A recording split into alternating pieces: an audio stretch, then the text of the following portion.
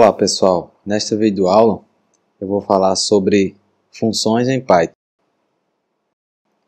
Então, função ou funções, é uma forma que nos permite pensar num problema em diversos níveis.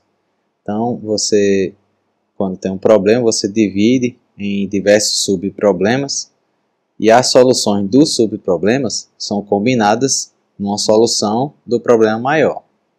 Então, por exemplo, nessa função aqui embaixo, Python, a gente tem uma função chamada nome e idade, em que eu capturo o nome e a idade do usuário e imprimo através aqui do comando print, e eu chamo essa função 3 vezes. Então, para a gente declarar uma função, primeiro a gente precisa colocar a palavra-chave def, a função em Python, Colocar a palavra-chave def, que é para definir que você vai fazer uma função, colocar o nome da função, colocar os argumentos da função. No caso, uma função pode não ter nenhum argumento, como também pode ter vários argumentos, como a gente vai ver ao longo dessa videoaula. Indentação necessária, ou seja, todas as linhas indentadas de código, indentadas dentro da função é porque vão pertencer à função. E o return, que é uma palavra-chave de retorno, que indica o retorno da função, ou seja, se a função vai retornar algum valor ou algum objeto, ok? Então vamos a um exemplo. Aqui eu tenho uma função chamada def. Aliás, aqui eu tenho uma função chamada multi, que recebe dois valores, x e y, e retorna a multiplicação do x e do y. Então, nesse código aqui da linha 5, ou da linha 4 agora, a gente tem o nome da função. Para eu chamar a função, tenho que colocar o nome da função. E eu passo aqui os valores que são os argumentos da função. No caso, por exemplo, eu estou passando aqui o valor 3 e o valor 4. Logo, quando essa função for chamada, x vai receber o valor 3 e y vai receber o valor 4. Então, ao receber esses dois valores, 3 e 4, a função vai executar os códigos que existem dentro dela. No caso aqui, só tem esse código aqui. Então, no caso, ele vai fazer a multiplicação de 3 vezes 4. E vai retornar 12 para quem chamou a função. No caso aqui, o print é para imprimir o retorno dessa função. Então, por isso que imprimiu aqui o valor 12. Então, a gente tem aqui def, palavra-chave, quando a gente vai definir uma função. Multi, no caso, a gente tem que colocar o nome da função. O x e o y, no caso aqui a gente tem dois argumentos ou dois parâmetros da função. E a gente tem aqui o retorno da função. Então, esse retorno aqui ele nem sempre é obrigatório, tá certo? Nem toda função é obrigada a retornar algum valor, apesar de que em Python toda função retorna um valor, como eu vou explicar mais lá na frente. A gente pode usar várias métricas na passagem dos parâmetros de uma função. Então, por exemplo, aqui eu estou colocando 3 e 4, como vocês já viram, mas eu poderia também fazer dessa forma aqui. Nesse caso aqui, eu estou dizendo qual é o parâmetro que vai receber o valor 3. Nesse caso aqui, tem um valor 3 que vai ser recebido aqui no y. E o valor 4 vai ser colocado aqui no x, porque eu estou especificando aqui quais são os parâmetros, os valores para os parâmetros que eu quero. Ou seja, se eu não colocar esses valores, esses parâmetros, o x e y, esses valores vão ser recebidos pela função de acordo com a ordem de passagem dos valores e a ordem dos parâmetros. Agora, se eu especificar, aí eu estou especificando qual é o parâmetro que vai receber esse valor lá dentro da função. Poderia também fazer assim, dá no mesmo. Tá aqui, y recebe 4. Vamos ver o resultado. 12 do mesmo jeito, ok? X recebe 3 y recebe 4, que eu estou dizendo de forma explícita que isso vai acontecer, e ele retorna 3 vezes 4, que é 12, e eu imprimo o retorno dessa função 12 aqui na tela. Bom, gente, uma coisa bem interessante que existe em Python é a questão da gente colocar o valor padrão para um parâmetro de uma função. Então, vou mostrar aqui um exemplo. Então, pessoal, vamos a um exemplo aqui de valor padrão que a gente pode colocar na função. Então, eu declarei aqui uma função chamada func, que tem 1, 2, 3 parâmetros, ou 3 argumentos, ok? Onde um argumento é x, o outro é y igual a 3, ou seja, o valor padrão para y é 3. Se eu não passar esse valor quando eu estiver chamando a função, automaticamente y vai assumir sendo 3. E prompt recebe um valor lógico true. Então, se eu não passar nenhum valor para prompt, na hora que eu estiver chamando a função, automaticamente esse valor vai ser true. Então, vamos aqui um exemplo. Vou imprimir aqui, chamando a função, e vou passar como parâmetro apenas 3. Então, olha só o que acontece aqui. Como eu estou passando apenas o 3, então, esse 3 ele é colocado aqui no x, tá certo? Quando você chama a função, você coloca aqui no x, e ele a variável res vai ser igual a multiplicação de 3 vezes. Como eu não passei nada para o y é 3. Então, vai ser 3 vezes 3, 9. E se prompt, ou seja, se prompt for verdadeiro, né, ele vai imprimir isso aqui. A resposta é 9. E depois ele vai retornar o 9. Ok? Então, nesse caso aqui, quando eu chamar essa função, ele vai fazer exatamente isso aqui. Ó. Ele vai imprimir a resposta é 9 e vai retornar o 9. Ou seja, essas duas respostas aqui. Ok? Como eu não passei o valor para y nem para o prompt, então, por padrão, ele assume esses valores aqui. Então, por exemplo, aqui eu tenho o 3 e o 4 que eu estou passando. Então, como eu passei aqui o valor de y para dentro dessa função, então, realmente agora o y vai ter o valor 4. Logo, a resposta vai ser igual a 3 vezes 4. E se prompt, ou seja, eu não passei nada aqui, né? Então, o prompt continuou verdadeiro por padrão. Então, como ele é verdadeiro, ele vai executar esse código aqui. Ó. A resposta é 3 vezes 4, 12 e vai retornar 12. Que é justamente essas duas respostas aqui que eu estou selecionando.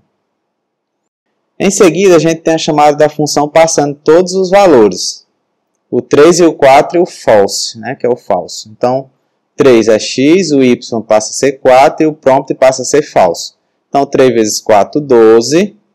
Aí, res recebe 12. Se prompt não é falso, porque eu passei falso aqui, ó. Então, ele não executa o que tem dentro do si. Ele não vai executar. Então, ele vai retornar apenas o 12, já que esse return está fora do si, né? Então, por isso que a resposta dessa terceira chamada aqui é essa aqui, ó, 12.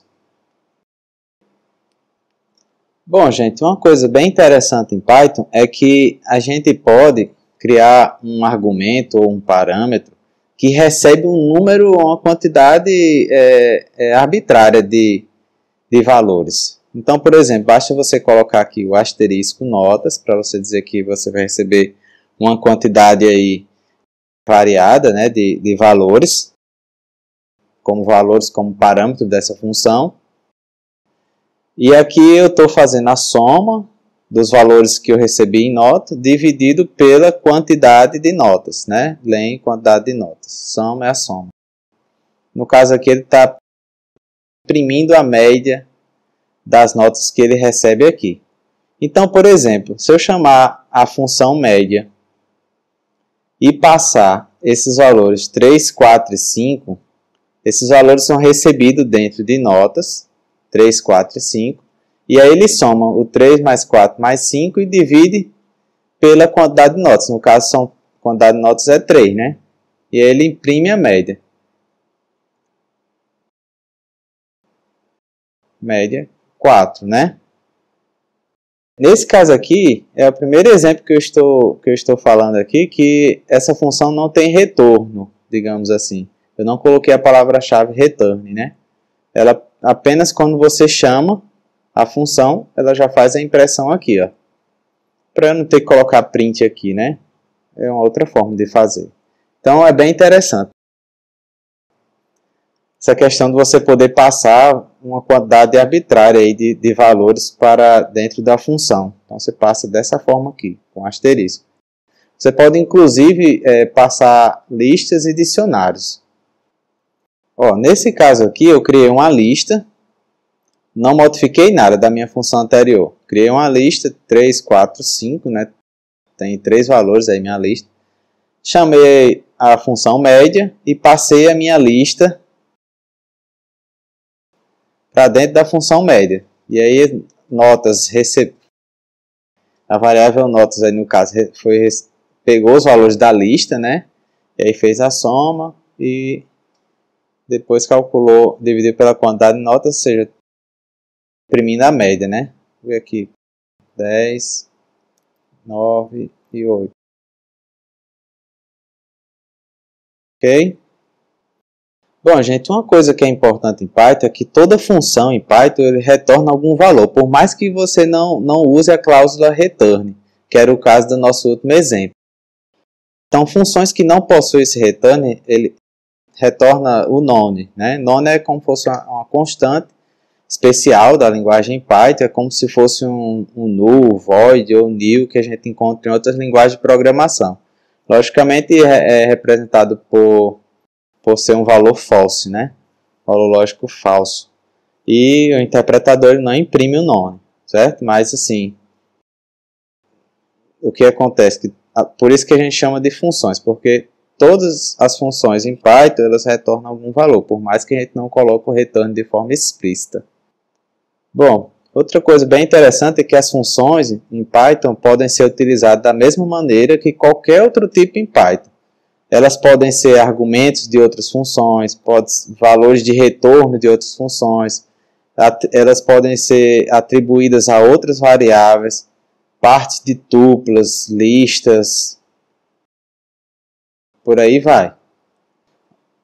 Por exemplo, nessa função aqui, eu criei uma função teste que não tem nenhum parâmetro de entrada, ou seja, quando você chamar a função teste, como por exemplo na linha 7, você não precisa passar nenhum valor como parâmetro.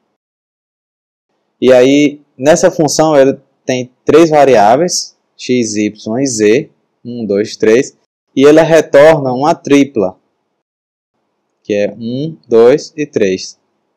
E aí, por exemplo, a variável hat recebe essa tripla, e eu estou imprimindo aqui na tela, ó, 1, 2, 3.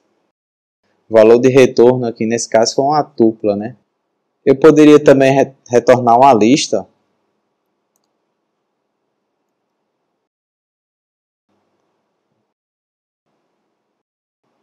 Retornou a lista, então eu posso fazer dessa forma aqui. Bom, as variáveis declaradas dentro da função, elas são unicamente locais.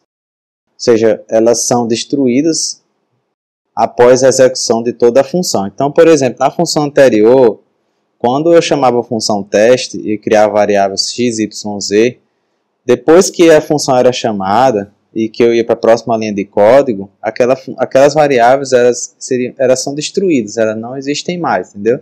Então elas são variáveis locais, são as variáveis que são declaradas dentro da função. Então só é enxergadas dentro da própria função, ou seja, você só pode usar aquelas variáveis dentro da própria função. Para as funções terem acesso a variáveis globais, no escopo global, né, a gente pode utilizar a cláusula global para acessar ou modificar essas variáveis. Vou dar um exemplo aqui.